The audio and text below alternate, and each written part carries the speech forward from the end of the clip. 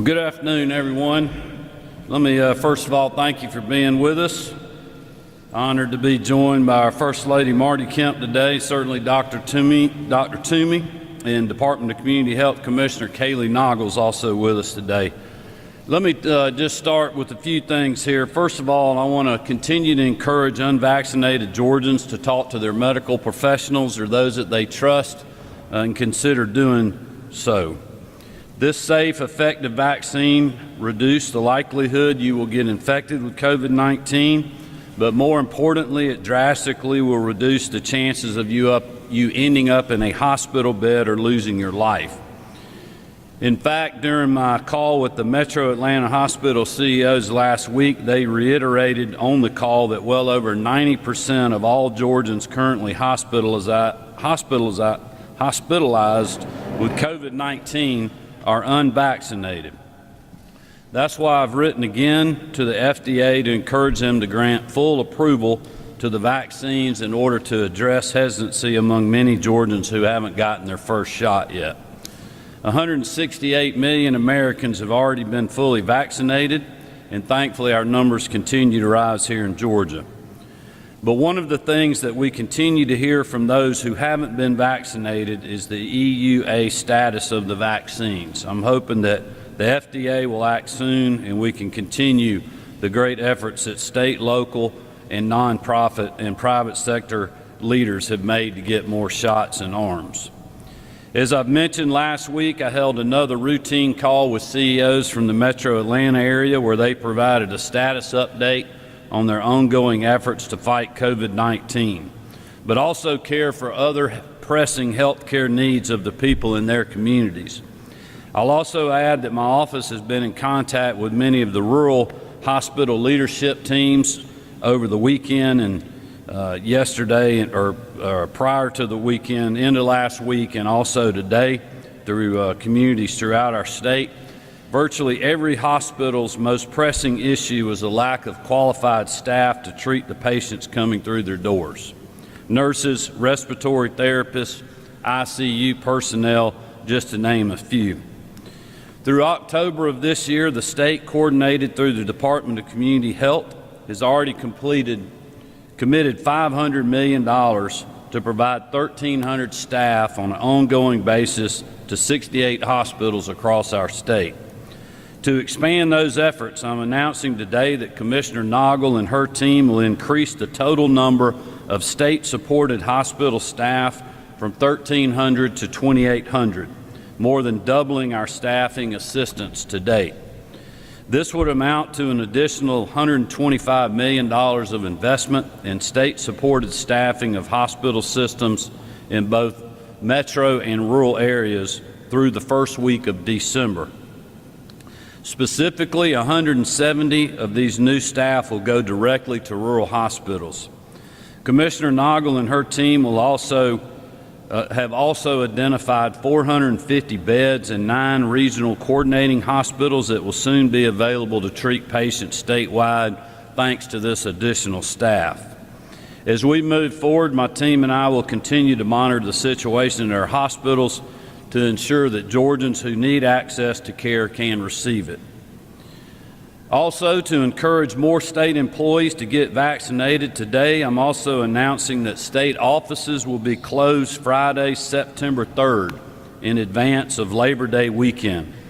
I'm asking all state employees who have not yet gotten their shot to consider scheduling it on or before Friday, September the 3rd.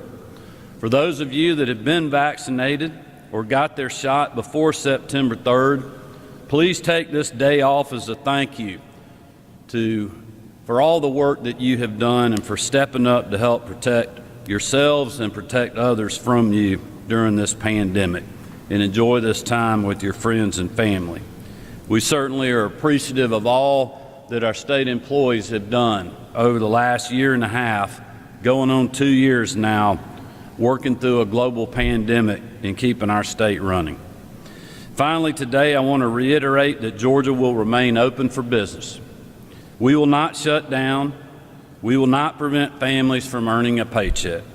Georgians know the risk of this virus, and they know we have the tools at our disposal to prevent serious illness, hospitalization, and death. The most important thing for Georgians to do at this point, if you're not vaccinated, is to please talk to your doctor or medical professional or someone that you trust that perhaps has been vaccinated, and make a good health care decision for you and your family. As you all know, our 3 daughters have been vaccinated, and Marty and I have as well as our parents. As I've said for the last year and a half, I'm again asking Georgians to be part of the solution to this virus. Again, thank you all for being here, and I'll turn it over to Dr. Toomey, and then we'll take some of your questions. Thank you. Dr. Toomey. Thank you so much. Thank you very much. I just had a couple of remarks I wanted to make about the current increase in cases, which are about 90% Delta variant. Again, this variant is much more transmissible. It goes very quickly from person to person. It causes you to become infected much more quickly within a matter of days rather than a week or longer. And so, not surprisingly, it's making a beeline for unvaccinated individuals. The good news is that vaccines do work. They are protecting people from consequences of what is a potentially more dangerous virus, and it's really good to see that that is happening. In the hospitals, though, as the governor was saying, we are seeing increases, and significantly, we're seeing increases among younger people than we saw before. And so the highest rates yet that we've ever had among individuals 30, 40 years old, higher rates in 50-year-olds. And so these are younger people than were hospitalized before, and I think that's, again, a reflection of the fact of the most vaccinated population are older adults here in Georgia, and that we need to talk to our family and friends about the importance of vaccination. We have not continued to push to offer vaccines everywhere we can. I fully believe that it isn't going to a vaccination site that's going to motivate somebody, but having family, friends, your church members, having the opportunity to be vaccinated at the time you're doing other activities like grocery shopping or going to a farmer's market is when people will make that decision ultimately. And also engaging with primary care providers around the state, and we are working with them to ensure that they are able to offer vaccinations in their offices, and most importantly, counsel about the vaccine when their patients come in to talk to them and ask them questions. We actually had several events this weekend which were very, very productive. In DeKalb County, there were some incentive vaccinations there, along with sports stars, and over 1,100 vaccines were given out at that special event. In Savannah, there were special events around the farmers market and an arts festival, Say Yes to the Vaccine, which is a partnership that we're doing throughout the state with Home Depot. It was in Savannah this weekend, will be in Athens soon, and at the aquarium here in Atlanta. And people walked up, talked about the vaccine, walked away, walked back, and decided afterwards to get vaccinated. And they said it was easy, and that was one of the barriers that they had said was there before, that it wasn't easy. I didn't want to make an appointment. I didn't want to take time out of my day. I was there shopping anyway, and so you made it easy for me. I'm going to get vaccinated, and we're going to continue to do that throughout the state, even as we roll out increased testing. And the testing is a really important part of where we are now. As we're seeing increasing cases, we're also seeing an increasing proportion of percent positivity rates among the tests we're doing. It's almost 17%. So knowing that, we know we need to be doing more testing. We in public health are ramping up the testing associated with our health departments. We also are going to be offering to the hospitals to be co-located with them to offer testing as well, to ensure that they don't get overwhelmed with people coming in to be tested or with mild symptoms that would be better served just getting tested by public health. We want to do everything we can to keep people away from emergency rooms that are overwhelmed right now if they don't need to be at the emergency room, not only for treatment of COVID, but for many other things that happen every day in the emergency room, from heart attack, stroke, or trauma. So we're working with the hospitals and want to reassure everyone, because I know that some areas have not had easy access to testing. In the coming week, we are making that easier throughout the state. And I think that's all I have to say, other than that we will be offering the vaccine throughout the state, as will other providers, to those who are severely immunocompromised. That was the only expansion that the FDA, CDC, and their advisory group made that last weekend, actually. So ACIP said that it's just those who are severely immunocompromised, either because of medication, because of severe HIV disease, because of cancer treatment or organ transplant. But these are not booster doses. These are not doses to help others who may have chronic health conditions. This is a very limited expansion, an additional dose for those who may not be able to mount an immune response. We are anticipating that by the fall there will be more information about booster doses, and we'll keep you informed of that when that happens. So that's all I have for now. Thank you very much.